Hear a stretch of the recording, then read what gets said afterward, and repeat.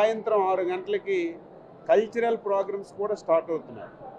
రామ్మోహన్ నాయుడు గారి సహాయ సహకారాలు యంత్రాంగం కృషితో రేపు ఈవినింగు బ్రహ్మాండమైనటువంటి డ్రోన్ షో ఒకటి పెడుతున్నాం, లేజర్ షో ఒకటి పెట్టి రేపు కల్చరల్ ప్రోగ్రామ్స్ కూడా రేపు స్టార్ట్ చేస్తున్నాం.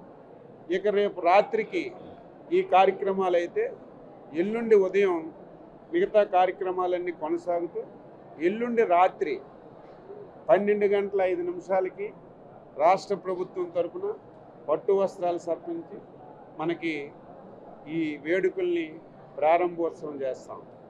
అయితే గతంలో ఎన్నోసార్లు జరిగినా రేపు జరిగినటువంటి వేడుకలకు ఒక ప్రత్యేకత ఉంది. రథసప్తమి ఒక ఎత్తు అయితే ఆదివారం నాడు ఇది పడింది. ఎప్పుడూ మనకి 1,20,000 మంది భక్తులు వచ్చేవాళ్ళు.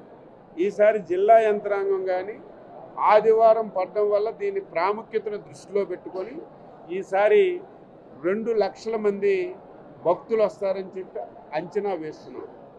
2 లక్షల మంది భక్తులు వచ్చినా ప్రభుత్వానికి జిల్లా యంత్రాంగానికి మాకు ప్రథమ ప్రాధాన్యత సామాన్య భక్తుడికి వచ్చిన వెంటనే ఎటువంటి ఇబ్బంది లేకుండా దర్శనం చేయడానికే మేమందరం అత్యంత ప్రాధాన్యత ఇస్తున్నాం.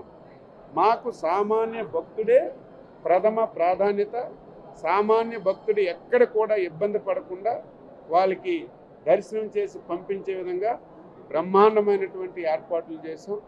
రేపు 2 లక్షల మంది వచ్చినా ఏ ఒక్కరికి ఎటువంటి ఇబ్బంది లేకుండా పార్కింగ్ ప్లేస్లు ఎవరు మేము చెప్పిన విధంగా ప్రతి ఒక్కరూ ఫాలో అవ్వాలని చెప్పి విజ్ఞప్తి చేస్తున్నాం.